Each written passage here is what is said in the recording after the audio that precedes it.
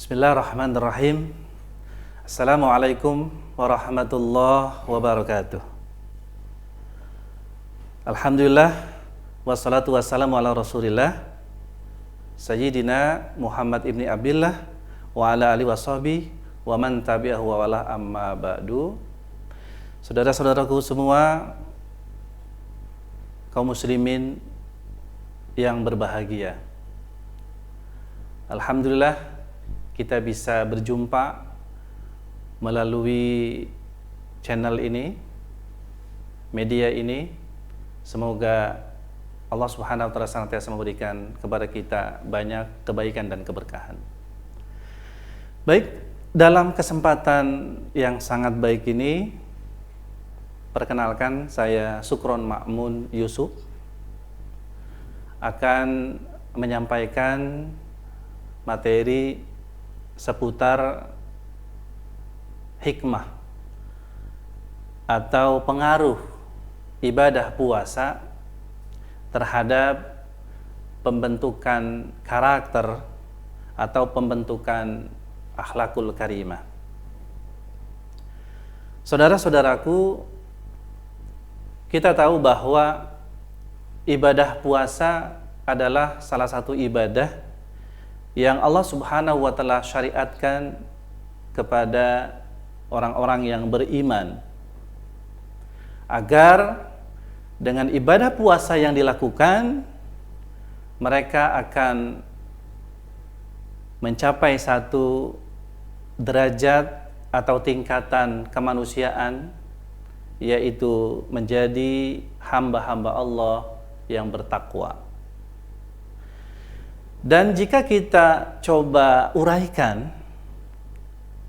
ciri-ciri dari hamba Allah yang bertakwa, kita akan temukan ada satu dimensi yang berkaitan dengan bagaimana kita berhubungan dengan sesama, bagaimana kita bersikap dan berperilaku terhadap sesama.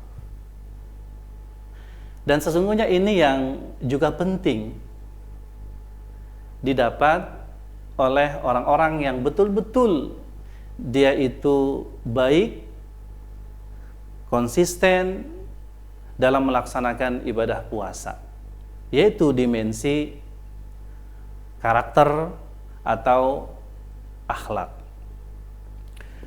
Nah, sejauh mana pengaruh ibadah puasa terhadap pembentukan karakter atau pembentukan akhlakul karimah? Kalau seandainya kita coba merujuk dalam beberapa ayat yang menjelaskan tentang ciri-ciri orang yang bertakwa, kita akan temukan di sana ada dimensi karakter atau dimensi akhlak. Misalnya terdapat di dalam surah Al-Baqarah ayat 177. Ada 3 nilai karakter dari orang yang bertakwa. Yang pertama, orang yang bertakwa itu adalah orang-orang yang menepati janji. Kemudian yang kedua, orang yang bertakwa itu adalah orang-orang yang jujur. Lalu kemudian yang ketiga, orang yang bertakwa itu adalah orang-orang yang sabar. Lalu kemudian di dalam surah Ali Imran ayat 133 sampai 135, Allah pun juga menjelaskan tentang ciri-ciri orang yang bertakwa yang berkaitan dengan karakter atau akhlak. Di antaranya orang-orang yang bertakwa itu adalah orang-orang yang memiliki kepedulian sosial. Mereka orang-orang yang sabar dari berbagai macam persoalan yang dihadapi. Kemudian mereka juga adalah orang-orang yang memberikan pelayanan, memberi, dan juga orang-orang yang bisa mengelola emosi. Dan juga orang-orang yang pemaaf. Dan masih banyak lagi ciri-ciri dari hamba-hamba Allah yang bertakwa yang berkaitan dengan nilai-nilai karakter atau nilai-nilai akhlak. Nah, lalu pertanyaannya adalah bagaimana puasa bisa berpengaruh terhadap akhlakul karimah atau terhadap nilai-nilai karakter tadi. Nah, kita tahu, saudara-saudaraku sekalian, bahwa ketika seseorang berpuasa selama kurun waktu 29 atau 30 hari, maka itu adalah merupakan masa repetisi dari melakukan perbuatan-perbuatan yang baik. Bukankah ketika kita berpuasa, kita disuruh untuk menjaga lisan kita? Bukankah ketika kita berpuasa, kita disuruh untuk menjaga telinga kita dari mendengarkan kata-kata yang tidak baik? Bukankah ketika kita puasa, kita disuruh untuk menjaga pandangan? Bukankah ketika kita puasa, kita juga disuruh untuk menjaga panca indera kita dari hal-hal yang itu bisa memberitakan dampak buruk kepada saudara-saudara kita yang lain? Lalu kemudian ketika kita berpuasa pun juga kita disuruh untuk banyak bersedekah. Kita disuruh untuk peduli. Bahkan misalnya ketika kita berpuasa, maka puasa itu kan menahan lapar dan haus. Ketika kita menahan lapar dan haus, yang kita menahannya dari terbit fajar sampai kemudian terbenamnya matahari, itu kan adalah waktu yang bisa dikatakan singkat. Jika dibandingkan misalnya dengan saudara-saudara kita yang mereka menahan lapar bahkan bisa sampai berhari-hari. Bayangkan, kita saja menahan lapar dari mulai terbit fajar sampai terbenam matahari, itu saja kalau misalnya aktivitas kita berlebih, itu kita bisa kecapean, kita bisa kewalahan. Lalu ada ternyata saudara-saudara kita itu yang mereka itu bahkan tidak cuma 1 hari, bahkan bisa jadi mereka 2-3 hari mereka menahan lapar. Ini kan berarti bahwa di antara hikmah ibadah puasa agar kita bisa empati. Kita bisa merasakan, oh seperti ini rasanya lapar. Lalu kemudian muncullah rasa empati untuk kita peduli kepada sesama. Kita bisa berbagi. Sehingga hal ini berkaitan dengan memberikan menu berbuka buat orang yang berpuasa. Kenapa Nabi menganjurkan kepada kita orang-orang yang berpuasa untuk memberikan menu berbuka kepada orang yang berpuasa? Oh, ternyata ini adalah latihan kita untuk kita bisa empati. Bahwasanya ada di antara saudara-saudara kita yang bisa jadi mereka puasa, tapi mereka bingung untuk dengan apa nanti mereka berbuka. Nah, sehingga Nabi anjurkan kita untuk berbagi. Dan orang-orang yang berbagi, kata Nabi, maka dia akan mendapatkan pahala seperti pahala orang-orang yang melaksanakan puasa tanpa dikurangi sedikit pun dari pahala puasa mereka. Man fatara sha'iman kana lahu mithlu ajrihi ghairu annahu la yunkusu min ajri shaimi syai'an. Siapa yang memberikan menu berbuka buat orang yang berpuasa, maka dia akan mendapatkan pahala seperti pahala orang yang melakukan puasa tersebut tanpa dikurangi sedikit pun dari pahala puasa orang tersebut. Bukankah ini adalah merupakan sebuah latihan kita untuk kita bisa peduli dan berbagi?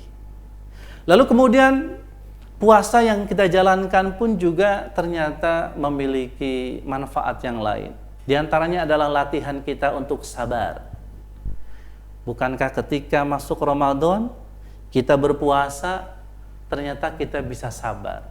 Sabar kalau ada saudara kita yang ngejek kita, yang menghina kita. Ya.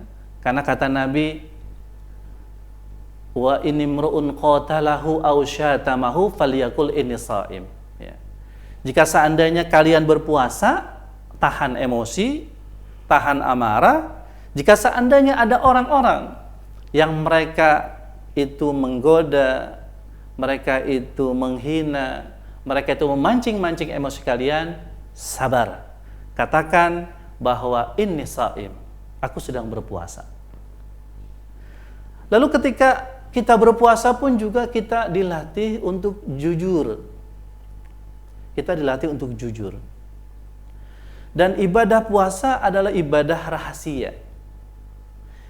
Kenapa disebut ibadah rahasia? Ya, karena tidak seperti halnya sholat yang terlihat. Tidak seperti sedekah yang terlihat. Tidak seperti membaca Al-Quran, itu juga terlihat. Tapi ibadah puasa adalah ibadah sirriyah. Artinya ibadah rahasia. Hanya seorang hamba yang melakukannya saja yang tahu bahwa dia puasa atau tidak dengan Allah Subhanahu wa Ta'ala. Bisa jadi ada banyak peluang kesempatan untuk kita nggak jujur berkaitan dengan ibadah puasa kita.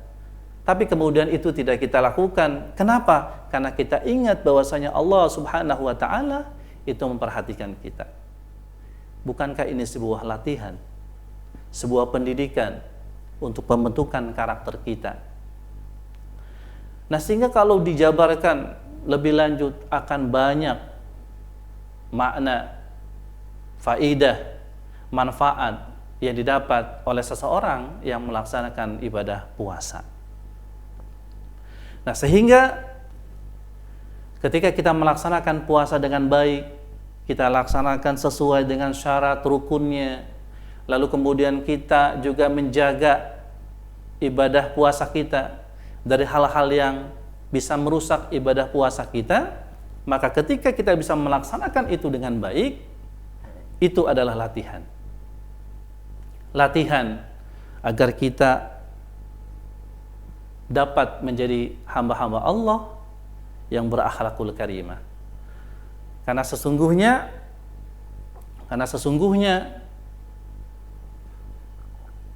hal-hal yang kemudian bisa menyebabkan orang itu bermaksiat kepada Allah karena dorongan daripada hawa nafsu yang ada dalam dirinya. Ada dua nafsu, nafsu perut dan nafsu kemaluan.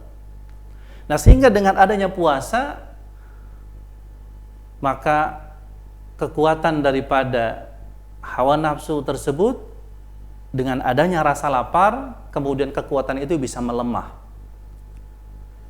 Lalu kemudian ketika dia melemah, maka dorongan untuk melakukan hal-hal yang bersifat kepuasan physically, ya, hal-hal yang tadi perbuatan-perbuatan yang itu dilarang oleh Allah Subhanahu wa Ta'ala itu semakin melemah.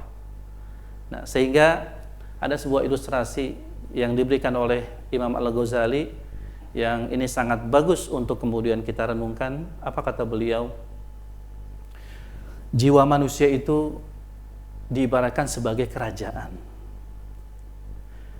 Dan hawa nafsu itu ibarat petugas-petugas pajak yang selalu mencari orang-orang yang dia enggan membayar pajak, dan dia siap dengan pentungnya ketika ada orang yang tidak bayar pajak, dia pentung.